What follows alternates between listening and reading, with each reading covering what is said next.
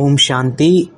அவ்வியக்தவாணி பட்டியில் இன்றைக்கி இது பாபா மே ஆப்கா ஹூம், பாபா நான் உன்னுடையவன், அந்த பட்டி. இது 13வது பட்டி. அந்த பட்டியில் ஸோ இதுக்கான டேட்டு 27/3/85. அந்த அவ்வியக்தவாணியோட ரிவிஷன். ஸோ நம்ம எல்லோரும் கேட்குறதுக்கு முன்னாடி அந்த ஃபரிஷ்டா ஸ்வரூபத்தில் இருந்து கேட்க ஆரம்பிக்கலாம். பக்தி மார்க்கில் ஒவ்வொரு தேவதாவுக்கும் ஒவ்வொரு அவங்களோட வாகனம் காமிச்சிருக்காங்க, இல்லை அவங்க ஏதோ உட்காந்துருக்க மாதிரி காமிச்சிருக்காங்க. அது அவங்களோட ஸ்திதியோட அடையாளம். உதாரணத்துக்கு பிரம்மாவுக்கு என்ன காமிச்சிருக்காங்க, பக்தியில் பிரம்மா அந்த தாமரை மேலே போல உட்காந்துருக்க மாதிரி. ஏன்னா பிரம்மா பாபா இந்த சாக்கார உலகத்தில் சாக்கார ரூபத்தில் இருந்தால் கூட அவர் எப்படி இருந்தார், அவருடைய புருஷார்த்தம், அவருடைய சாதனா, அதன் மூலியமாக அவர் எந்த ஸ்திதியை அடைஞ்சாரோ அவர் அந்த சம்பூர்ண அவ்வியக்த ஃபரிஷ்டா ஸ்திதியை அடைஞ்சார். இந்த கலியுக வாத்தாவரணில் இருந்தால் கூட இந்த கலியுகத்தில் உள்ள விக்னங்கள், தடைகள் இவ்வளோலாம் இருந்து கூட பிரம்மா பாபா சாக்காரத்தில் இருக்கும்போதும் எவ்வளோ பிரச்சனைகள் இருந்தது, எவ்வளோ பெரிய பரிவாரம், அதுலேயும் விதவிதமான சன்ஸ்கார் உள்ள ஆத்மாக்கள் இருந்தாங்க. சில நேரத்தில் அந்த காசுக்கான பிரச்சனையும் வந்தது, சில நேரத்தில் சொசைட்டியும் எதிர்த்தாங்க, சில நேரத்தில் உடலுக்கான பேப்பரும் வந்தது. இதெல்லாம் இருந்தால் கூட பாபா இதெல்லாம் இருக்கும்போது கூட அதெல்லாம் வச்சுட்டு கூட பாபா புருஷார்த்தம் பண்ணி நம்ம எல்லாருக்கும் இதை உலகத்துக்கே ஒரு எக்ஸாம்பிள் ஆயிட்டார். எல்லா பிரச்சனை, எல்லா விக்னங்கள், எல்லா தடை அதெல்லாம் இருந்தது. அதெல்லாம் இருக்கும்போது கூட அதை கேட்டுக்கிட்டு அந்த பிரச்சனைகள் இருந்தாலும் அதை கேட்டு அதை சால்வ் பண்ணி தன்னோட புருஷார்த்தமும் பார்த்துட்ருந்தோம். இது எல்லாத்துலேயும் தன்னுடைய ஸ்திதியை அச்சலுடலாக பாபா வச்சுருந்தார். அதுக்காக பாபா விசேஷமாக புருஷார்த்தம் பண்ணார், விசேஷ சாதனா பண்ணார். அந்த புருஷார்த்தம் மூலியமாகவே இன்றைக்கி பாபா நம்ம முன்னாடி ஒரு எக்ஸாம்பிளாக இருக்கார். தன்னுடைய கர்மாத்தீத் நிலையை அடைஞ்சார் பிரம்மா பாபா. ஸோ இப்போ பாபாவும் நம்மள்ட்ட அதை தான் விரும்புகிறார். நம்ம ஸ்திதியும் அந்த மாதிரி இருக்கணும். நம்ம ப்ராக்டிக்கல் லைஃப்லேயும் நிறைய பிரச்சனைகள் வருது, பேப்பர் வருது, அதெல்லாம் இருந்தால் கூட நம்ம புருஷார்த்தம் நிரந்தரம் முன்னாடி போயிட்டே இருக்கணும். எந்த பிரச்சனை, எந்த ஒரு விக்னங்கள், எந்த ஒரு மனிதர்னாலையும் அவங்க விக்னங்கள் போடுவாங்க. ஆனால் அது நம்மளை அவங்க விக்னம் போடுறதுனால நான் என்னுடைய அடி எடுத்து வைக்கிறத நிறுத்திடக்கூடாது. நான் நாளுக்கு நாள் முன்னாடி போயிட்டே தான் இருக்கணும். ஸோ அதனால் இன்றைக்கி முரளியில் இதுலேருந்து ஒரு விசேஷமாக 10 பாயிண்ட் எடுத்திருக்கோம். இந்த பாயிண்ட் மூலியமாக பிரம்மா பாபா தன்னுடைய கர்மாத்தீத் ஸ்திதியை அடைஞ்சார். இப்போ பாபாவும் நம்மள்ட்ட அதான் விருப்பம் வைக்கிறார், ஆசை வைக்கிறாரு. சுப ஆசையாக தான் என்னோட குழந்தைங்களும் இந்த மாதிரி பாபாவுக்கு சமமாக கர்மாத்தீத் ஸ்திதியை அடையணும் அப்படின்னு. ஸோ இதில் ஒரு 10 பாயிண்ட் எடுத்திருக்கேன். இந்த Murali 27 March 1986 Murali, 85 Murali, 27 March 85 Murali. So இதில் ஃபஸ்ட்டு பாயிண்ட் பரிக்கிரமான்னு பாபா சொல்கிறார். இப்போ பாபா என்ன பண்ணுறாரா, இந்த உலகத்தை சுற்றி பார்க்க போகிறாரு. குழந்தைங்க இருக்கிற விசேஷமான இடத்த பார்க்குறாரு. நம்ம பிராமண பரிவார் ஆகட்டும், சேவாஸ்தான் ஆகட்டும், எல்லா இடத்தையும் பாபா சுற்றி பார்த்தார். அதுலேயும் 4 விதமான இடம் பாபா பார்த்தார். அதில் ஃபஸ்ட்டு இடம் என்னென்னா, அது ஸ்தூல் சாதனங்கள் மூலியமாக ஆக்கர்ஷனாக இருந்தது. இப்போ உலகாயுத ஆத்மாக்களை ஆக்கர்ஷன் பண்ணுறதுக்காக நம்ம அந்த மாதிரி கொஞ்சம் ஷோ காமிக்க வேண்டியதாக இருக்குது. அந்த மாதிரி ஒரு இடத்த பாபா பார்த்தாரு. பகவானுக்கு பக்கத்தில் கொண்டு வரதுக்காக நம்ம சாதனங்கள் யூஸ் பண்ண வேண்டியதாக இருக்குது, பகவானோட அவங்கள இணைக்கிறதுக்காக. ஸோ அந்த மாதிரி ஆக்கர்ஷன் காமிச்சு உலகாயுத ஆத்மாக்களை இழுக்க வேண்டியதாக இருக்கும். இப்போ அவங்கள உலகத்தில் உள்ள ஆத்மாக்கள் இதெல்லாம் பார்க்கும்போது இங்கே என்ன இருக்குது, போய் பார்க்கலாம் அப்படின்னு போகிறாங்க. ஸோ அது மூலியமாகவும் ஆத்மாக்கள் ஆக்கர்ஷனாகி வராங்க. ஸோ அந்த மாதிரி இடத்தையும் பாபா பார்த்தாரு. ஸ்தூல ஆக்கர்ஷன் மூலியமாக, சாதனங்கள் மூலியமாக எல்லா விதமான கம்ஃபர்ட்ஸ் இருக்குது. அது ஒரு சாதனம் தான் ஆத்மாக்களை பாபாவுக்கு பக்கத்தில் கொண்டு வர்றதுக்கு. 2வது இடம் பாபா எப்படி பார்த்தாரு, தபஸ்யாக்கான இடங்கள். தபஸ்யா மூலியமாக அந்த ஆக்கர்ஷன் இருந்தது. அங்கே தபஸ்வி ஆத்மாக்கள் இருந்தாங்க. அவங்க ஒரு லட்சியத்தோட வாழ்க்கையில் வாழ்கிறாங்க. ஸோ பாபா என்ன தபஸ்யா கொடுத்தாரோ, ஒரு பாபா தவிர வேறு யாரும் கிடையாது. அஷரரியாக இருக்கணும், ஆத்மாபிமானியாக இருக்கணும். ஸோ அந்த மாதிரி இடங்கள்ல ஆன்மீக ஆக்கர்ஷன் இருந்தது. அந்த மாதிரி இடங்களும், இந்த ஆன்மீக தபஸ்யாக்கான ஆக்கர்ஷன் உள்ள இடமும் கூட என்ன பண்ணுதுன்னா உலகாயுத ஆத்மாக்களை தன் பக்கம் இழுக்குது. அதுவும் ஒரு ஆக்கர்ஷன் இருக்குது. ஏன்னா உலகத்தில் உள்ள ஆத்மாக்களுக்கு என்ன தேவை? இப்போ வந்து அவங்க ரொம்ப ப்ரெஷரில் இருக்காங்க, ஒரு டென்ஷனில் இருக்காங்க. அதுலேருந்து வெளியே வர்றதுக்காக அவங்களுக்கு அனுபவம் தேவை. அப்போ அந்த மாதிரி தபஸ்யாக்கான ஆக்கர்ஷன் உள்ள இடத்தையும் பாபா பார்த்தார். அடுத்து 3ஆவதாக என்ன பார்த்தாரு? அங்கே தியாகம் மற்றும் பாக்கியத்தை வந்து பாபா பார்த்தார். அதாவது என்ன அர்த்தம்? சிம்பிளிசிட்டி, ரொம்ப சிம்பிளாக இருந்தது, ஆனால் ரொம்ப சிரேஷ்டமாக இருந்தது. அடுத்து 4ஆவதாக என்ன இடம் பார்த்தாருன்னா, அங்கேயும் பாபா குழந்தைங்க ஆனால் ரொம்ப சிம்பிளாக சாதாரணமாக இருக்காங்க. அவங்களுக்கு எந்த லட்சியமும் இல்லை, எந்த ஒரு லட்சியமும் இல்லை, எந்த ஒரு விசேஷமான எந்த ஒரு புருஷார்த்தமும் இல்லை. ஏதோ பாபா குழந்தை ஆகிட்டேன் அப்படி நானும் இருக்கேன்னு இருந்துகிட்ருக்காங்க. ஸோ இந்த மாதிரி 4 இடம் வந்து பாபா பார்த்தார். பாபா சுற்றி பார்க்கும்போது இதெல்லாம் பார்க்குறாரு. அப்போ இந்த பிராமண வாழ்க்கையில் நம்ம கர்மா சித் அடைகிறதுக்காக, பாபாவுக்கு சமமாகிறதுக்காக இந்த டெக்னிக் நம்மளும் அப்ளை பண்ணணும். இப்போ நம்ம எப்படி 3 லோகத்தையும் சுற்றி வரோமோ அதே மாதிரி இப்போ பரந்தாம், இப்போ சூக்ஷ்மவத்தன், இப்போ சாகார்வத்தன், அதே மாதிரி இப்போ பாபா எப்படி வந்து உலகத்தை சுற்றி வந்தாரோ அந்த மாதிரி நானும் பாபா கூட சேர்ந்து இந்த உலகத்தை சுற்றி வரணும். அப்போ நம்ம தீவிரமாக முன்னாடி போகிறதுக்கு இதுவும் வந்து ஒரு விசேஷமான சாதனம்.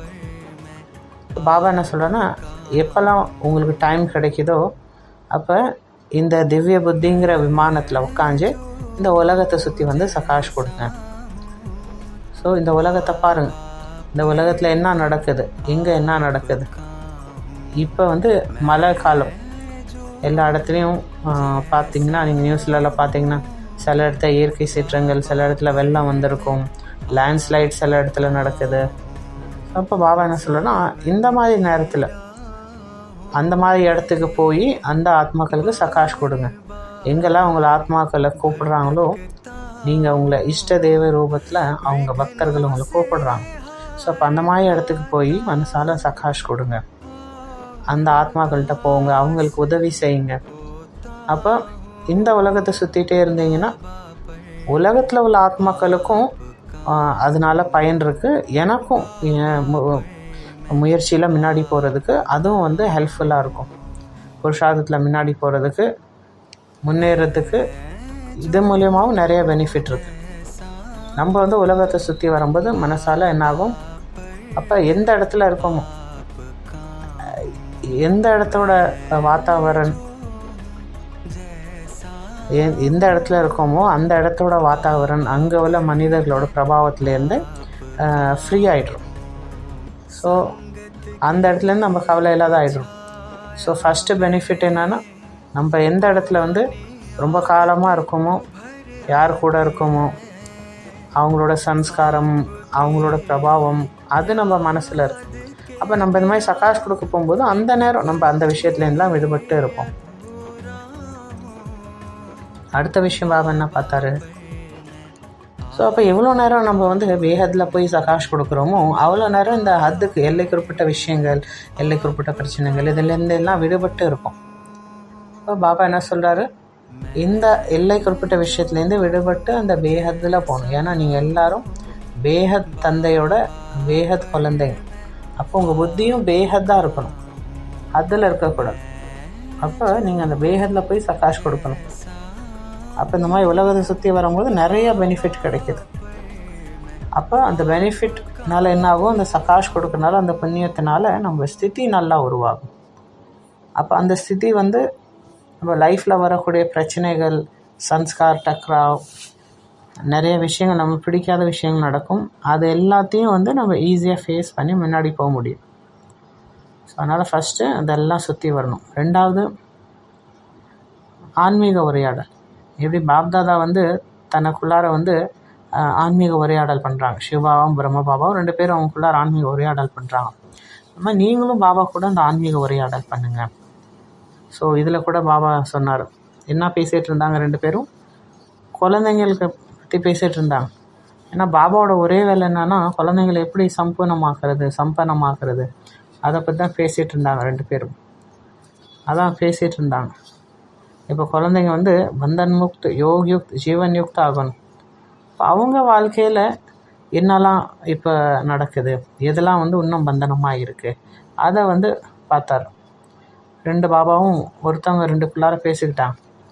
இப்போ பாபா என்ன பார்த்தாரு, பெரிய பெரிய பந்தனங்கள், பெரிய பெரிய கயிறு, பெரிய பெரிய அந்த இரும்பு கயிறு, இரும்பு சங்கிலின்னு சொல்லலாம், அது எல்லாத்துலேருந்து விடுபட்டாங்க. ஆனால் இப்போ இந்த சூக்ஷ்ம அந்த நூல் இருக்கும்ல, அந்த இதில் மாட்டிக்கிட்டு இருக்காங்க. அதாவது பெரிய பெரிய செயின் அது எல்லாத்தையும் விட்டாங்க, ஆனால் சின்ன சின்ன சூக்ஷ்ம கயிறில் வந்து இன்னும் மாட்டிக்கிட்டு இருக்காங்க. அப்போ பாபா வந்து அந்த ரூரியான் பண்ணாங்க. அப்போ அந்த பந்தனங்களை பார்க்குறாங்க. அப்போ எது வரைக்கும் பந்தனம் இருக்கோ ஆத்மா வந்து பறக்க முடியாது. அப்போ எப்படி வந்து பாபா ஒருத்தவங்க மற்றவங்க கூட ரூரியான் பண்ணுறாங்களோ, அந்த மாதிரி நானும் என்ன பார்க்கணும், அந்த மாதிரி ஆன்மீக உரையாடல் பண்ணணும். இன்னும் எனக்குள்ளார என்ன பந்தனங்கள் இருக்குது, அதை என்னை முன்னாடி போட மாட்டேங்குது, என்ன தடை இருக்குது, என்ன சன்ஸ்கார் இருக்குது, அதெல்லாம் நம்ம நோட் பண்ணணும். ஸோ இதை வந்து ஒன்று வந்து நீங்கள் அவங்க கூட பேசணும், 2வது பாபா கூடயும் பேசணும். எந்த விஷயங்கள் நம்மளுக்கு புரிய மாட்டேங்குதோ, ஸோ அதை வந்து பாபா கூட பேசும்போது பாபா அதுக்கான சொல்யூஷன் சொல்லுவார். அதை வந்து நம்ம நல்லதுன்னு புரிஞ்சிட்ருக்கோம், அதுக்கான சொல்யூஷன் பாபா நமக்கு கொடுப்பார். எதெல்லாம் நம்ம வாழ்க்கையில் தடையாக இருக்கோ அதை வந்து ஒன்று நான் என்கிட்ட பேசணும், இன்னொன்று பாபாட்டையும் பேசணும். இப்போ எவ்வளோ வந்து நம்ம சிந்தன் பண்ணுறோமோ, எவ்வளோ ரூரியான் பண்ணுறோமோ, அது வந்து நம்ம புரிஞ்சிக்க முடியும். இது வந்து இவ்வளோ நாள் நான் ரைட்டுன்னு புரிஞ்சிட்டு இருந்தேன், இப்போ வந்து இல்லை அது தப்பு அப்படின்னு அதை புரிஞ்சிக்க முடியும். அதனால் நம்ம ரியலைஸ் பண்ணணும், நம்ம பண்ணுறது வந்து சரியா தவறா. ஸோ இப்போ பாப்தாதா வந்து 2 பேரும் தனக்குற உரையாடல் பண்ணிக்கிறாங்களே. அதாவது அதில் என்ன பார்த்தாங்கன்னா, குழந்தைங்க லைஃப்பில் உள்ள பெரிய பெரிய சங்கிலி, பெரிய பெரிய பந்தனங்கள், பெரிய பெரிய கயிறு, அதுலேருந்துலாம் வெளியே வந்துட்டாங்க. ஆனால் சின்ன அந்த கயிறு நூல் இருக்குல்ல, அந்த பந்தனத்தில் மாட்டிகிட்ருக்காங்க. அடுத்து 3வது என்னது, சேவையில் சாத்தி இருக்காங்கல்ல, சேவையில் அவங்க கூட உள்ளவங்க, அவங்க கூட ஒரு பந்தனம் வந்துடுது. அது ரொம்ப பெரிய ஒரு பந்தனம். இப்போ பாபா இதில் வந்து 5 விதமான பந்தனம் பார்த்தார். இப்போ பாபா தான் பார்த்தாரு, அவங்க வந்து இந்த பந்தனத்தில் மாட்டிகிட்டு இருக்காங்க, ஆனால் அவங்க என்ன ஃபீல் பண்ணுறாங்கன்னா, இல்லை நம்ம வந்து சேஃபாக தான் இருக்கும், இதுலேருந்து வெளியே வந்துடுவோம் அப்படின்னு அந்த மாதிரி ஃபீல் பண்ணுறாங்க. ஆனால் சூக்ஷ்ம பந்தனம் வந்து அதில் டெம்பரரி லாபம் கிடைக்கும், ஆனால் அதன் மூலியமாக நீங்கள் முன்னாடி போக முடியாது.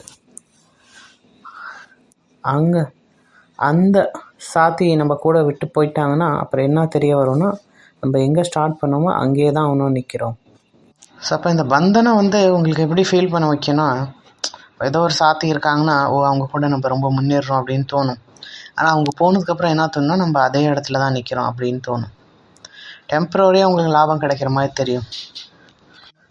ஸோ இதில் வந்து 5 விதமான பந்தனம் வந்து பாபா சொல்கிறாரு. அதில் ஃபஸ்ட்டு வந்து ஏதோ ஒரு சேவையில் யாரோ ஒருத்தவங்க இருக்காங்கன்னா அவங்க கூட ஒரு பந்தனத்தில் வந்துடுறது. ஏதோ ஒரு ஆத்மா சேவையில் வந்து சகயோகியாக இருக்காங்கன்னா அந்த டயத்தில் அவங்க என்ன ஃபீல் பண்ணுறாங்கன்னா, அவங்க கொஞ்சம் ரிலாக்ஸாக கம்ஃபர்டபுளாக ஃபீல் பண்ணுறாங்க.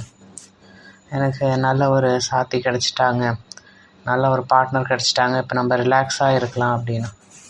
ஸோ அதுக்கப்புறம் நம்ம புத்தியில் சிந்தன் ஓடணும் இல்லையா, அதெல்லாம் ஓட மாட்டாங்க.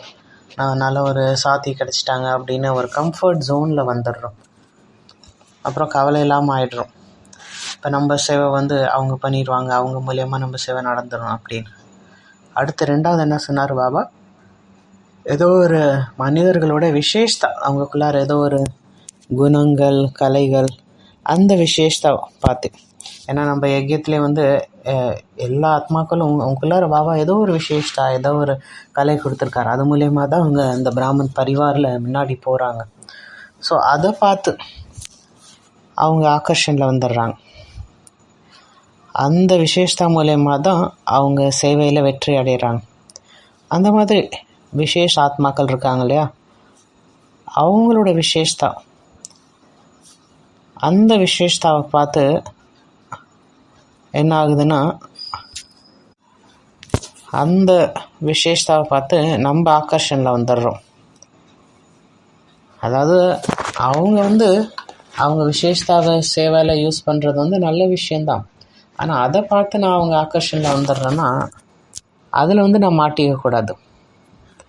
அதான் நம்ம தப்பு பண்ணுறோம். அந்த ஆத்மா கிட்ட போய் மாட்டிக்கிறோம். அந்த ஆத்மா இருக்கும்போது கவலை இல்லாமல் இருக்கும். அந்த ஆத்மா இருந்தால் நம்ம கவலை இல்லாமல் இருக்கலாம் அப்படின்னு அவங்க புரிஞ்சுக்கிறாங்க. ஆனால் ஏதோ ஒரு காரணத்தினால அந்த ஆத்மா சேவை விட்டு போயிட்டாங்கன்னா என்ன ஆகுது, இவங்களோட ஸ்திதியும் கீழே விழுந்துருது. அப்புறம் புத்தியில் நிறையா சங்கல்பம் ஓடுது. பாபா என்ன சொன்னார், அவங்களுக்குள்ளார உள்ள விசேஷத்தை பாபாவோட கிஃப்ட்டு, இது பாபா கொடுத்தது அப்படின்னு பார்க்கணும். இது அந்த ஆத்மாவோட விசேஷத்தான்னு பார்க்கக்கூடாது, அது பாபா கொடுத்த கிஃப்ட் அப்படின்னு பார்க்கணும். ஸோ அப்போ அந்த விசேஷத்தாவை பார்க்கணும், அதை காரியத்தில் யூஸ் பண்ணணும், அதை சேவையில் யூஸ் பண்ணணும். ஆனால் நம்ம போய் அதில் மாட்டிக்கக்கூடாது. 3வது பாபா என்ன சொல்கிறாரு, யாரோட குணங்கள், ஏதோ ஒரு ஆத்மாக்குள்ளார ஒரு விசேஷ குணம் இருக்குது, அது எல்லாரையும் தன் பக்கம் இழுக்குது. சில பேர்கிட்ட மிலன்சார் குணம் இருக்கும், அவங்க எல்லாருக்கூடையும் நல்லா சேர்ந்து நடப்பாங்க. ஆனால் நம்ம என்ன பண்ணுறோம், அந்த குணத்தில் போய் மாட்டிக்கிறோம், அந்த ஆத்மாக்குள்ளார போய் மாட்டிக்கிறோம். அவங்க நம்ம கூட இருக்கும்போது லைட்டாக ஃபீல் பண்ணுறோம், குஷி ஃபீல் பண்ணுறோம். அப்போ ஏதோ ஒரு ஆத்மாக்குள்ளார அந்த குணம் இருக்குன்னா அந்த குணத்தை எடுத்துக்கோங்க, ஆனால் அந்த ஆத்மாவில் போய் மாட்டிக்கக்கூடாது. ஏன்னா இன்றைக்கி அவங்க கூட இருக்காங்க, நாளைக்கு அவங்க கூட இல்லாமல் இருக்கலாம். அப்போ நம்ம டென்ஷன் ஆகிடக்கூடாது. அப்போ எந்த ஒரு ஆத்மாவையும் பார்க்கக்கூடாது, அவங்க குணங்களை பார்க்கணும். அந்த குணங்கள் கூட நீங்கள் அவங்க கூட இருக்கீங்கன்னா, அப்போ நீங்கள் கம்ஃபர்டபுளாக ஃபீல் பண்ணுறீங்கன்னா, அப்போ அவங்க என் கூட இல்லைன்னா நம்ம அன்கம்ஃபர்டபுளாக ரொம்ப ஹெவியாக ஃபீல் பண்ணுவோம். அடுத்து சன்ஸ்கார், எங்கே 2 பேரோட சன்ஸ்கார் சேர்ந்து போதும் அப்போ என்ன ஃபீல் பண்ணுறாங்க, லைட்னஸ் ஃபீல் பண்ணுறாங்க, ரொம்ப சந்தோஷமாக ஃபீல் பண்ணுறாங்க. எங்கே சன்ஸ்கார் சேரலையோ அங்கே என்ன ஃபீல் பண்ணுறாங்க, அங்கே ஒரு சங்கர்ஸ், ஒரு கஷ்டம் இருக்குது. எங்கே சன்ஸ்கார் ஒன்று போதோ அப்போ நிச்சயத்து இருக்காங்க, கவலை இல்லாமல் இருக்காங்க.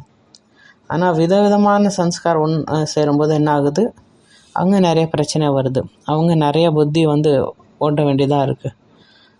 அப்போ எல்லாருக்கூடையும் நம்ம சன்ஸ்கார் மிலன், அதே மாதிரி எல்லாருக்கூடையும் சன்ஸ்கார் மிலன் பண்ணியும் போகணும், அதுமாதிரி நம்ம மாட்டிக்கவும் கூடாது. ஏன்னா ஒரே மாதிரி சன்ஸ்கார் உள்ளவங்க சேரும்போது என்ன ஆகுது, அப்போ அவங்கள்ட்ட மாட்டிக்கிட்டோன்னு நம்ம உன்னத்தி நின்றுடும். அப்போ நீங்கள் அந்த மாதிரி ஆத்மாக்கள் கூட இருக்கீங்கன்னா, அந்த ஆத்மா உங்களுக்கு சேவையில் ஹெல்ப் பண்ணுவாங்க. ஆனால் உங்கள் புருஷார்த்தத்தில் முன்னாடி போகிறதுக்கு அவங்க ஒரு தடையாக இருப்பாங்க. அடுத்து லாஸ்ட்டாக பாபா என்ன சொன்னார், சில ஆத்மாக்கள் எக்ஸ்ட்ரா சஹயோகி பண்ணுவாங்க, யஜ்யத்தில் தன்கான சஹயோக் பண்ணுவாங்க. அப்போ அவங்க காசு கொடுக்கும்போது நம்ம நிச்சயந்தாக இருக்கும், எப்போ நமக்கு தேவையோ இவங்க ஹெல்ப் பண்ணுவாங்க. ஆனால் நம்ம என்ன மறந்து போய்ட்றோம், இது பகவானோட காரியம் அப்படின்னு மறந்து போய்ட்றோம். ஏன்னா பாபா நமக்கு யாரையாவது நிமிட் பண்ணி காசு கொடுப்பாரு அப்படின்னு நம்ம யோசிக்கணுமே தவிர இவங்க தான் கொடுக்குறாங்கன்னு நினைக்கக்கூடாது. ஸோ அந்த மாதிரி ஆத்மா நம்ம சம்பர்க்கத்தில் இருக்கும்போது அப்பயும் ஒரு கவலை இல்லாமல் இருக்கும். இந்த ஆத்மா இருக்காங்க, இவங்க நமக்கு ஹெல்ப் பண்ணுவாங்க அப்படின்னு. அது மூலிமா என்ன ஆகுது, நம்ம புத்தியோட அட்டாச்மெண்ட் பாபா கூட இருக்கணும். ஆனால் அப்படி இல்லாமல் என்ன ஆகுது, ஏதோ ஒரு மனிதர் கூட போய் புத்தி ஒட்டிக்குது. அப்போ இந்த பிராமண வாழ்க்கையில் நம்ம முன்னாடி போகும்போது இந்த மாதிரி ஆத்மாக்களை சஹாரா ஆக்கிடுறோம். இதெல்லாம் அல்ப காலத்துக்கான சஹாரம். அவினாஷி சஹாரம் பாபா தான், அதுட்டேருந்து இவங்க தூரம் கொண்டு போயிடுறாங்க. அப்போ இதெல்லாம் சூக்ஷ்மத்தில் பாருங்கள். எது வரைக்கும் இந்த பந்தனங்கள்லாம் இருக்கோ அது வரைக்கும் நம்ம முன்னேற்றம் அடையாது. அப்போ கர்மாத்தீத் ஸ்திதி அடைய, பாப் சமான் நிலை அடைய, சம்பூர்ண ஸ்திதி அடைய இந்த சூக்ஷ்ம பந்தனத்தில் பாருங்கள். பார்த்து தன்னை இதுலேருந்து முக்து பண்ணுங்க. எந்த ஒரு மனிதரையும் எந்த ஒரு காரணத்தினாலையும் எதுனாலையும் நம்ம அவங்கள நம்ம சஹாராவாக மாற்றிக்க கூடாது. அவங்க இருக்கும்போது நம்ம சந்தோஷமாக ஃபீல் பண்ணுறோம், நம்ம முன்னாடி போகிறோன்னு ஃபீல் பண்ணுறோம். அவங்க விலகினதுக்கப்புறம் என்ன ஆகுது, நம்ம எதுவுமே இல்லாத மாதிரி ஆயிடுறோம். ஸோ அதனால் ஒரு பாபாவை தான் சஹாராவாக மாற்றணும், வேறு யாரையும் நம்ம சஹாராவாக மாற்றிடக்கூடாது. யார்கிட்டயோ குணங்கள் இருக்கா, கலைகள் இருக்கா, அதை நம்ம கற்றுக்கணும், நம்மக்குள்ளார கொண்டு வரணும். ஆனால் அவங்கள நம்ம சஹாராவை மாற்றிக்கூடாது. ஒரு சஹாரா பாபா மட்டும்தான். அடுத்த 4வது பாயிண்ட் சாதனங்களோடது. சாதனங்களை நம்ம ஆதாரமாக மாற்றிக்கிறோம். இப்போ கிடச்சிருக்க சாதனங்கள்லாம் எதுக்காக? சேவைக்காக. ஆனால் அந்த சாதனங்கள்லே அதை நான் என்ன கம்ஃபர்ட்டாக மாற்றிக்கிட்டேன், அது எனக்கு ஒரு ரெஸ்ட்டுக்கான ஒரு இதாக மாற்றிக்கிட்டோன்னா அதை நம்ம அப்புறம் புருஷார்த்தம் பண்ண மாட்டோம். எது வரைக்கும் சாதனம் இருக்கோ அது வரைக்கும் சந்தோஷமாக இருப்போம், என்ஜாய் பண்ணுவோம். நம்ம என்ன ஃபீல் பண்ணுவோம், முன்னாடி போயிட்டுருக்கோன்னு ஃபீல் பண்ணுவோம். ஆனால் எப்போ அந்த சாதனம் போயிடுச்சோ ஏதோ ஒரு காரணத்தினால அப்போ என்ன ஃபீல் பண்ணுவோம், நம்ம வாழ்க்கையில் முன்னாடி போல் ஒரு பிரம்மரில் தான் இருந்தோம். இந்த சாதனங்கள் உங்கள் சேவைக்காக தான், உங்கள் புருஷார்த்தத்தில் ஹெல்ப் பண்ண தான். அதை யூஸ் பண்ணுங்கள், ஆனால் அதை உங்கள் சஹாராவை மாற்றிக்காதீங்க. ஏன்னா சாதனங்கள் டெம்பரவரி, மாறிக்கிட்டே இருக்கும். 10 வருஷத்துக்கு முன்னாடி எந்த சாதனம் யூஸ் ஆகுறதோ இப்போ அது யூஸ் ஆக மாட்டேங்குது. ஸோ சாதனங்கள் அழியக்கூடியது, மாறிக்கிட்டே இருக்கும். இன்றைக்கி இருக்கும், நாளைக்கு இருக்காது. ஆனால் உங்கள் சாதனா மூலியமாக, உங்கள் தபஸ்யா மூலியமாக உங்கள் ஸ்திதியை உருவாக்கணும். நீங்கள் எங்கே இருந்தாலும் சரி, நீங்கள் சாதனா மூலியமாக உங்கள் ஸ்திதியை உருவாக்கணும். அந்த ஸ்திதி தான் எப்பயுமே உங்கள் கூட இருக்கும். நீங்கள் சென்டரில் இருந்தாலும் சரி, எங்கே இருந்தாலும் சரி, தனியாக இருக்கீங்க, இல்லை ஏதோ ஒரு பிரச்சனை இருக்குது, அப்பயும் நீங்கள் முன்னாடி போகிறத ஃபீல் பண்ணுவீங்க. அப்போ சாதனங்களை உங்கள் சஹாராவாக மாற்றிக்கிட்டிங்கன்னா என்னாகும், அதுவும் ஒரு விதமான பந்தனம் தான். அதுவும் உங்களை முன்னாடி போக விடாது. ஸோ பாபா இதெல்லாம் செக் பண்ணார். இப்போ பார்த்துட்டு என்ன சொல்கிறாரு, நீங்கள் இந்த சாதனங்களை தான் மாட்டிகிட்ருக்கீங்க, இதை உங்களை ஆதாரமாக புரிஞ்சுக்கிறீங்க. ஸோ அதை நம்ம அதுதான் நம்ம சஹாரா பர்மனெண்ட்னு நினச்சிக்கிறோம். ஆனால் பர்மனெண்ட் எது? யோகா, தபஸ்யா, சிந்தன், மனன், இதெல்லாம் தான் நிரந்தரமானது. அப்போ பாபா இதெல்லாம் பார்க்குறாரு. குழந்தைங்க சூக்ஷ்ம பந்தனத்தில் மாட்டிகிட்ருக்காங்க. எது வரைக்கும் இந்த சூக்ஷ்ம பந்தனம் இருக்கோ அது வரைக்கும் பந்தன் முக்து யோகியுக் ஸ்திதியை அடைய முடியாது, நிர்பந்தனம் ஆக முடியாது. ஸோ அடுத்து பாபா என்ன சொல்கிறாருன்னா, இதை செக் பண்ணுறதுக்காக பகுத்தறியும் சக்தி தேவை. நேற்று கூட பாபா முறையில் ஒரு விஷயம் சொன்னார். என்ன சொன்னார்? நிர்ணயம் பண்ணக்கூடிய சக்தி. அதாவது வாழ்க்கையில் நிர்ணயம் பண்ணக்கூடிய சக்தி இல்லைன்னா அப்போ ஏதோ ஒரு தவறான டிசிஷன் எடுத்துகிட்டு நம்ம அப்புறம் பின்னாடி வருத்தப்படுவோம், பின்னாடி பச்சைத்தாவப்பட வேண்டியதாக இருக்கும். ஏன்னா நம்ம என்ன டிசிஷன் எடுத்தோமோ அது தவறான டிசிஷன். கொஞ்சம் நேரம் கழித்து நம்ம என்ன ஃபீல் ஆகும், சரியானது எடுக்கலை, நம்ம டைம் எனர்ஜி இதில் வேஸ்ட் ஆயிடுச்சு அப்படின்னு ஃபீல் பண்ணுவோம். ஸோ இப்போ இன்றைக்கி பகுத்தறியும் சக்தி தேவை அப்படின்னு பாபா சொல்கிறார். எங்கே பகுத்தறியும் சக்தி இருக்கோ அங்கே நம்ம லைஃப்பில் எவ்வளோ விஷயங்கள் வருது. அதை ஈஸியாக நம்ம பகுத்தறிஞ்சு அதுலேருந்து சேஃபாக இருக்க முடியும். ஏன்னா என் வாழ்க்கையில் எது இருக்கோ, சாதனங்களாக இருக்கலாம், மனிதர்களாக இருக்கலாம், ஏதோ ஒரு பரிஸ்திதியாக இருக்கலாம். அப்போ ஃப்யூச்சரை நம்ம முன்னாடி வச்சுட்டு அதுக்கு இது நல்லதா இல்லையா அப்படின்னு அதை தெரிஞ்சுக்கணும். இப்போயே நான் பகுத்தறிஞ்சிட்டேன்னா நான் அப்புறம் ஏமாற மாட்டேன். இல்லாட்டினா அதுவே நம்மளை ஏமாற்றிடும். இல்லை பாபா அந்த சீதைக்கான உதாரணம் கூட சொல்லியிருந்தார். சீதா என்ன தப்பு பண்ணாங்க, ராமாயணத்தில் எப்படி காமிச்சிருக்காங்க, அவங்களார் என்ன விசேஷத்தா இல்லை, பகுத்தறியும் சக்தி இல்லை. ராவணன் அந்த மான் வேஷத்தில் வந்திருந்தான். அப்போ அடுத்து சாது வேஷத்துலேயும் வந்தான். அப்போ அந்த இது தெரியாமல் என்ன ஆயிடுச்சு, அவங்க அந்த சோகவனத்தில் போயிட்டாங்க. அடுத்து என்ன தப்பு பண்ணாங்க, அந்த தங்க மானை பார்த்து அவங்க ஆகர்ஷணம் ஆயிட்டாங்க. அவங்க இந்த மாதிரி யோசிக்கல பாருங்கள். தங்கத்தில் என்னைக்காவது மான் இருக்குமா, இல்லை அவ்வளோ பெரிய காட்டில் அந்த நேரத்தில் எப்படி அந்த இடத்துக்கு சாது வருவார், இதெல்லாம் அவங்க யோசிக்கல. அதனால் மாட்டிக்கிட்டாங்க துக்கத்தில். ஸோ அந்த மாதிரி பாபா என்ன சொல்லனா, எது நம்மளுக்கு ரொம்ப ஆகர்ஷன் பண்ணுதோ அது வந்து சூக்ஷ்ம பந்தனம். அதை வந்து நம்ம சரியான நேரத்தில் பகுத்தறியலைன்னா அப்புறம் நம்ம ஏமாந்து போயிடுவோம். ஸோ இது வந்து ரொம்ப கவனம் கொடுக்கணும். அது நம்மளை முன்னாடி போக விடாது.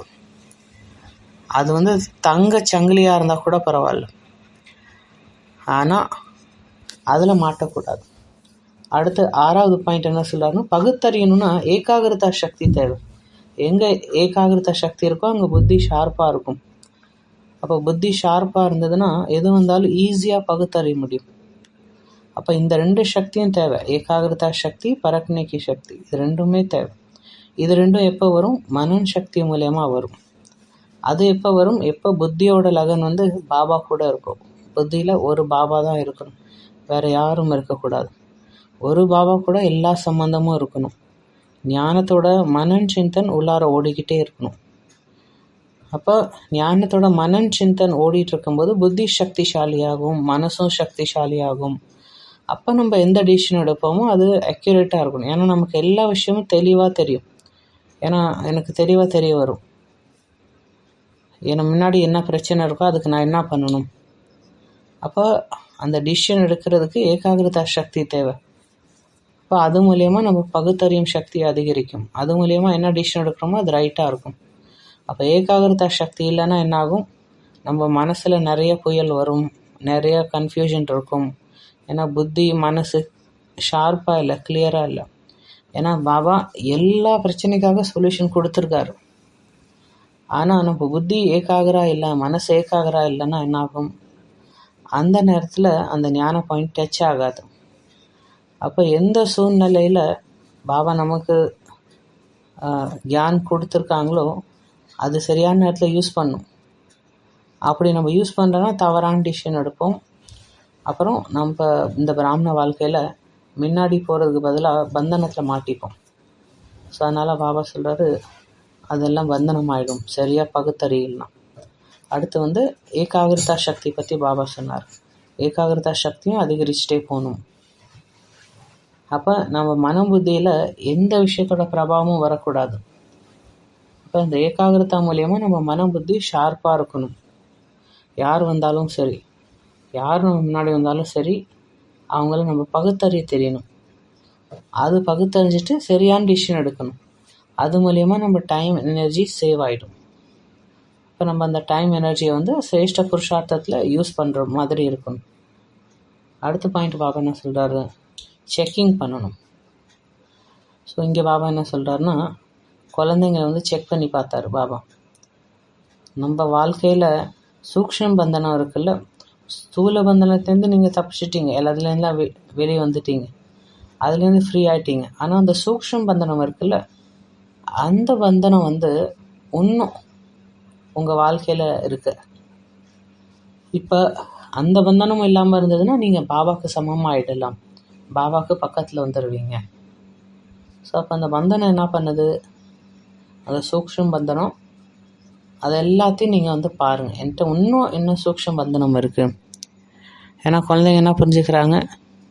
ஸோ குழந்தைங்க என்ன சொல்கிறாங்க? நாங்கள் ஆகலைன்னா யார் ஆகும்?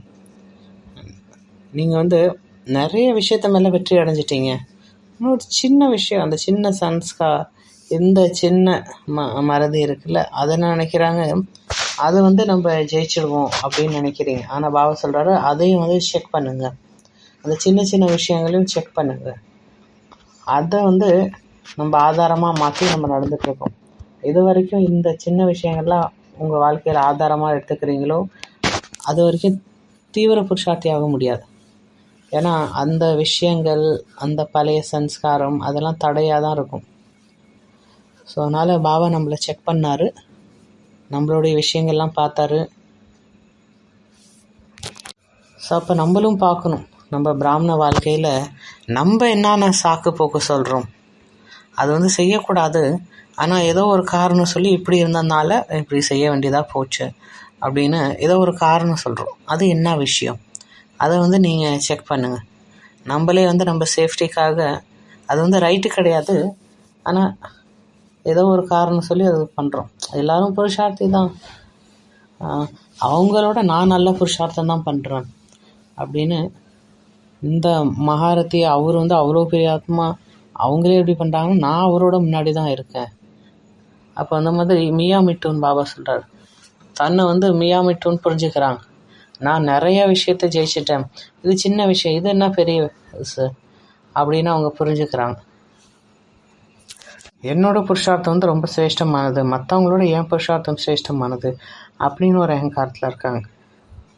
ஸோ அந்த மாதிரி இந்த மாதிரி சூக்ஷ்மமான விஷயங்கள்லாம் இருக்குது. இப்போ அந்த விஷயத்தெல்லாம் செக் பண்ணும். அதெல்லாம் சூக்ஷ்ம பந்தனம், அது வந்து நம்மளை முன்னாடி போக விடாது. இப்போ இதெல்லாம் செக் பண்ணிவிட்டு நீங்கள் அதுலேருந்து தன்னை விடுவிச்சுக்கணும். அடுத்து வந்து எவரெடி பற்றி பாபா சொல்கிறாரு. அப்புறம் சாக்கார் பாபா பற்றி சொன்னார். பாபா என்ன சொன்னார், சாக்காரத்தில் நீங்கள் பிரம்மா பாபா பார்த்துருப்பீங்க. பாபா எப்படி இருந்தார், சதா எவரெடியாக இருந்தார் பிரம்மா பாபா. அப்போ என்ன எக்ஸாம்பிள் பாபா கொடுக்குறாரு. ஸோ சாக்கார் பாபா அவரோட எக்ஸாம்பிள் சொன்னார். அவர் எப்படி இருந்தார், ஞாரா பியாராவாக இருந்தார். அந்த கடைசி கர்மாதி ஸ்திதியில் எப்படி இருந்தார், அந்த நேரத்தில் பாபா யாரையுமே ஞாபகப்படுத்தல, யாரையும் நினைக்கல. அந்த கடைசி நேரத்தில் எப்படி இருந்தது, அப்போ பிரம்மா பாபா சிவபாபா மட்டும்தான் நினச்சார். நான் வந்து இப்போ சிவபாபா கிட்ட போகிறேன், அந்த சங்கல்பம் மட்டும்தான். அந்த நேரத்தில் பிரம்மா பாபா புத்தியில் எந்த சேவையும் கிடையாது, எந்த குழந்தைங்களும் கிடையாது. இப்போ அந்த குழந்தைங்க ஞாபகமும் வரல, இல்லை எந்த சேவையும் ஞாபகம் வரல. இந்த சேவை மிச்சம் இருக்குது, இந்த சேவத்துக்கு நான் டைரெக்ஷன் கொடுக்கணும். அன்றைக்கி கூட பாபா வந்து நிறையா லெட்ரு, அன்றைக்கி என்னெல்லாம் லெட்ரு குழந்தைங்க இருந்தாங்க அதுக்கும் பதிலெலாம் கொடுத்துட்டு பாபா ஃபுல் ஸ்டாப் வச்சுட்டார். அதுக்கப்புறம் புத்தியில் எதுவும் ஓடலை. இல்லைன்னா நம்ம புத்தியில் ஓடிக்கிட்டே இருக்கும், இது பண்ணும் அது பண்ணும் அப்படின்னு. ஆனால் கடைசி நேரத்தில் பிரம்மாபா புத்தியில் எதுவுமே இல்லை, தன்னை எல்லாத்துலேருந்து ஃப்ரீ பண்ணிக்கிட்டார். ஸோ அப்போ புத்தி, பாபாவோட புத்தியில் குழந்தைங்களும் இல்லை, சேவைக்கான விஷயமும் இல்லை. பிரம்மாபா ஒரே ஒரு சிவபாபா நினைவு மட்டும்தான் இருந்தது. அப்போ சாக்காரத்தில் நீங்கள் பார்த்தீங்க, அனுபவம் பண்ணீங்க, எப்படி ஒரு செகண்டில் பிரம்மாபா ஞாரா பியாரா ஆயிட்டார். அவர் ஒரு செகண்டில், பிரம்மபாபா ஒரு செகண்டில் ஞாரா பியாரா ஆகி சரீரத்தை விட்டார். ஆனால் அந்த ஒரு செகண்டுக்காக பிரம்மபாபா வந்து எவ்வளோ நீண்ட காலம் புருஷார்த்தம் பண்ணார். நிறைய பேர் அவரோட அனுபவம் நீங்கள் கேள்விப்பட்டிருப்பீங்க. பிரம்மா பாபா கிட்ட போகும்போது, பிரம்மா பாபா கிட்ட அவங்க மீட் பண்ண போகும்போது அவங்க அனுபவத்தை எக்ஸ்பிரஸ் சொல்லுவாங்க நிறைய பேர். பாபா பக்கத்தில் போகும்போது பாபா ஒரு செகண்ட் நின்று பேசிகிட்டு இருக்காரு, ஒரு செகண்டில் அஷரர் ஆகிட்டார். ஸோ அவ்வளோ வந்து பாபா வந்து புருஷார்த்தம் பண்ணியிருக்கார். ஸோ இன்னொரு எக்ஸாம்பிள் கூட பாபா சொன்னார், எப்படி வந்து நம்ம ஏதோ சாப்பாடு பொருள் பண்ணுறோம், அப்போ அது கூட இப்போ அல்வாகின்றோன்னா அது நல்லா ரெடி ஆனதுக்கப்புறம் அந்த இதில் ஒட்டாது, அந்த இதை விட்டுருது. ஸோ அதே மாதிரி தான் நம்மளும் இந்த புருஷார்த்தத்தில் எவ்வளோ சாதனங்கள் இருக்குது, விதை இருக்குது. இப்போ அது மூலயமா நம்ம முயற்சி பண்ணுறோம், அது மூலயமா நம்ம ஸ்திதியை வந்து உருவாக்குறோம். அப்போ கடைசியில் எப்படி என்ன ஆகும், அந்த ஸ்திதி மூலியமாக செகண்டில் ஞாரா பியாரா ஆக முடியும்.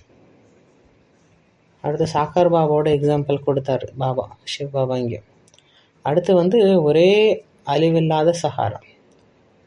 உலகத்தில் என்ன சஹாராலாம் இருக்கோ அதெல்லாம் நம்மளுக்கு உதவாது, அது டெம்பரவரி தான். அதாவது இந்த சஹாராக்காக பாபா என்ன வார்த்தை யூஸ் பண்ணார், இவங்க தான் எனக்கு வேணும், ஏதோ ஒரு ஸ்பெஷல் மனிதர் தான் வேணும், இதுதான் எனக்கு பிடிச்சிருக்கு, இந்த இடம் தான் பிடிச்சிருக்கு, இந்த பொருள் தான் எனக்கு பிடிச்சிருக்கு, இந்த மனிதர் தான் பிடிச்சிருக்கு, இதுதான் எஹி ஹே அப்படின்னு பாபா சொல்கிறார். இவங்க தான் பிடிச்சிருக்கு அப்படின்னா அது தப்பு. இவங்க என் கூடவே இருக்கணும், புருஷார்த்தத்தில் இவங்க எனக்கு கூட இருக்கணும், இந்த இடம் தான் எனக்கு புருஷார்த்தத்துக்கு நல்லா இருக்குது, புருஷார்த்தம் பண்ண இந்த இடம் தான் நல்லா இருக்குது அப்படின்னு ஏதோ ஒரு மனிதரை, பொருளை, இவங்க தான் வேணும் எனக்கு. அப்போ இந்த மாதிரி இருந்ததுன்னா அது சஹாரா இல்லை, அவங்க வந்து உங்களை பேசஹாராவாக ஆக்கிடுவாங்க. இப்போ வேணால் உங்களுக்கு நல்லா தெரியும், ஆனால் நேரம் வரும்போது அவங்க உங்களுக்கு ஹெல்ப் பண்ண மாட்டாங்க. ஸோ அதனால் எல்லா விஷயத்துலேருந்தும் தன்னை விடு வச்சுட்டு ஒரு பாபாவை தன்னுடைய ஆதாரமாக மாற்றிக்கணும். ஏன்னா எங்கே பாபா இருக்காரோ அங்கே எந்த விதமான பாவமும் கிடையாது. ஆனால் பாபாவை வெளியே எடுத்துகிட்டு ஏதோ ஒரு மனிதரை நீங்கள் வந்து சஹாராவை மாற்றிக்கிட்டிங்கன்னா அது சூக்ஷ்மத்தில் பாவம் ஆகிடும். ஏன்னா அவங்க எப்போ வேணாலும் நம்மளை ஏமாற்றலாம். அடுத்து லாஸ்ட்டாக பாபா என்ன சொன்னார், அப்போ விசேஷமாக பாபா என்ன சொல்கிறேன்னா, இந்த விதேஷி வந்து பிரம்மா பாபாவோட சங்கல்பத்தின் ரச்சனா. ஏன்னா உலகத்தில் கூட சொல்கிறாங்க பிரம்மா சங்கல்பத்தின் மூலியமாக சிருஷ்டி பண்ணார். அப்போ பிரம்மா பாபாவுடைய சங்கல்பத்தின் மூலியமாக நம்ம குழந்தைங்களாம் உருவாயிருக்கும். அதனால நம்ம வந்து ரொம்ப சக்திசாலியான ஆத்மாக்கள். ஏன்னா சங்கல்பின் ரச்சனா இருக்குல்ல, அது ரொம்ப பவர்ஃபுல்லாக இருக்கும். அப்போ சங்கல்பம் வந்து ரொம்ப பவர்ஃபுல்லாக இருக்கும். பவர்ஃபுல்லான ரச்சனா, சங்கல்போட ரச்சனா. ஸோ இன்றைக்கி முரளியில் வந்து அப்போ இந்த விஷயங்கள் நம்ம லைஃப்பில் அப்ளை பண்ணும்போது நம்ம ஸ்தித்தியும் நல்லா ஆகும். ஃபஸ்ட்டு என்ன சொன்னார், பரிக்கிரமா சுற்றி வாங்க. அப்போ நீங்கள் மனசால் எல்லா இடத்துக்கும் போய் எல்லா இடத்தையும் பாருங்கள். பாபாவோட சென்டருக்கெல்லாம் போங்க. எப்போல்லாம் டைம் கிடைக்குதோ அப்போ அஷரீரியாகி புத்திங்கிற விமானத்தில் உட்காந்து இந்த உலகத்தை சுற்றி வரணும். இந்த உலகத்தோட நிலைமை எப்படி இருக்குது அதை ப்ராக்டிஸ் பண்ணுங்கள், அதை பாருங்கள். அப்போ இந்த ப்ராக்டிஸ் வந்து நம்ம மறுபடியும் பண்ணும்போது நம்ம டபுள் லைட்டாக இருக்கும்.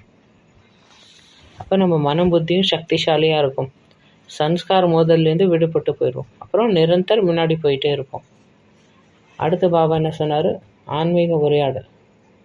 எப்படி பாபா வந்து அவங்களுக்குள்ளார உரையாடல் பண்ணுறாங்க, நம்மளும் நம்மள்கிட்டே பேசணும். எனக்குள்ளார என்ன இன்னும் சூக்ஷ்ம பந்தனம் இருக்குது, அதில் இன்னும் மாட்டிக்கிட்டு இருக்கேன், அது என் வாழ்க்கையில் இருக்கக்கூடாது, ஆனால் இன்னும் இருக்குது. அப்போ அதை பற்றி சிந்தனை பண்ணுங்கள், மனன் பண்ணுங்கள். எதில் மாட்டிக்கிட்டு இருக்கோமோ அதை செக் பண்ணி அதை மாற்றிக்கோங்க. அடுத்து சேவா சாத்தி. எல்லாருக்கூடையும் இருக்கணும், எல்லாருக்கூடையும் சேர்ந்து தான் சேவை பண்ணணும்.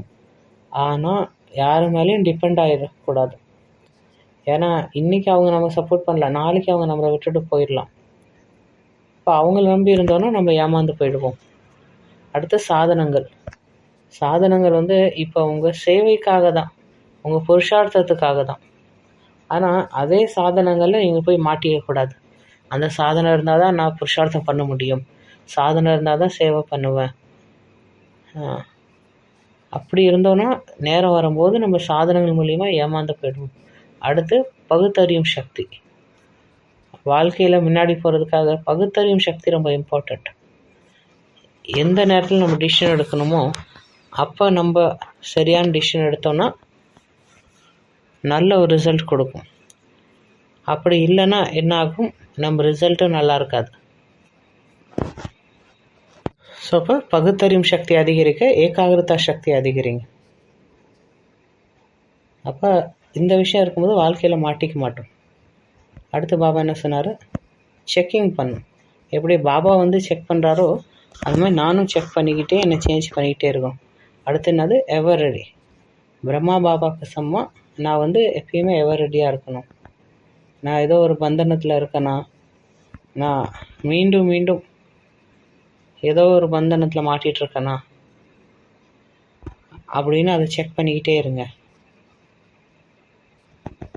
அப்படி இல்லைன்னா தான் நான் வந்து எல்லா விஷயத்துலேருந்து விடுபட்டு ஒரு செகண்டில் அஷரர் ஆக முடியும்.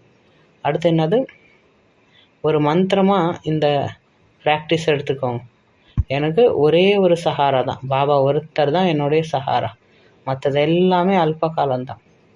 பாபா மட்டும்தான் என்னுடைய அவினாஷி சஹாரா. அவர் தான் எப்பயுமே கூட இருப்பார். அப்போ இந்த வினாஷி சாதனங்களுக்காக பாபாவை தூரமாக்கிடக்கூடாது. ஸோ அதனால் அவரு தான் நம்ம ஃபஸ்ட் இம்பார்ட்டன்ஸ் கொடுக்கணும். ஆனால் மனிதன் என்ன பண்ணுறாங்க, இந்த வினாஷி சாதனத்தை தான் ஞாபகம் பண்ணுறோம். ஏதோ ஒன்றுனா யார் வந்து அந்த ஃபீல்டில் எக்ஸ்பர்ட்டாக இருக்காங்களோ அவங்கள்ட்ட நம்ம ஃபஸ்ட்டு போய் சரி பண்ணிக்கலாம் அப்படின்னு யோசிக்கிறாங்க. அப்புறம் பாபா செகண்டு தான் ஞாபகம் வர்றாங்க. ஆனால் என்ன பிரச்சனை வந்தாலும் பாபாட்ட கொடுத்துட்டு, பாபா நான் உங்கள்கிட்ட தரேன், நீங்கள் தான் என்னுடைய சஹாரா, நீங்கள் வந்து இப்போ பார்த்துக்கோங்க அப்படின்னு பாபா கையில் விட்டுடணும். அப்போ ஒரு பாபா தான் நம்ம சஹாரா, மற்ற இதில் என்னுடைய எனர்ஜியை வேஸ்ட் பண்ணக்கூடாது. அப்போ பிரம்மா பாபா வந்து சங்கல்பத்தின் மூலிமா எவ்வளோ பேர் ஆஹ்வான் பண்ணாங்க. அப்போ சங்கலுக்கு எவ்வளோ இம்பார்ட்டன்ஸ் இருக்குது. அப்போ நீங்களும் உலகத்தில் உள்ள ஆத்மாக்களை கூப்பிடுங்க. உங்கள் சங்கல்பன் சக்தியின் மூலியமாக உலகத்தில் உள்ள ஆத்மாவுக்கு சேவை பண்ணுங்கள். ஸோ அந்த சங்கல்ப சக்தியை சரியான விதத்தில் யூஸ் பண்ணணும். அப்போ இதெல்லாம் நம்ம லைஃப்பில் யூஸ் பண்ணும்போது நம்மளும் பிரம்ம பாபாசமாக கர்மாத்தீத் அவஸ்தா அடைய முடியும். ஸோ இன்றைக்கி ஹோம்ஒர்க் என்னது? ஃபஸ்ட்டு ஹோம்ஒர்க் சூக்ஷ்ம பந்தனம் என்னது அதெல்லாம் செக் பண்ணுங்கள். அந்த பந்தனத்தை நான் என் சஹாரான்னு புரிஞ்சிட்ருக்கேன். அந்த மாதிரி சூக்ஷ்ம பந்தனத்தெல்லாம் செக் பண்ணி யாரோ நம்ம கூட இருக்காங்கன்னா இவங்க இருந்தால் நல்லா இருக்கு, அவங்க எனக்கு நல்லா ஹெல்ப் பண்ணுறாங்க, அதெல்லாம் கூட ஒரு பந்தனம் தான். அடுத்து என்ன பார்க்கணுன்னா என்னுடைய பகுத்தறியும் சக்தியை எப்படி ஷார்ப்பாக்குறது. ஸோ அப்போ நம்ம நிராதாராகி ஒரு பாபாவை என் சாத்தியாக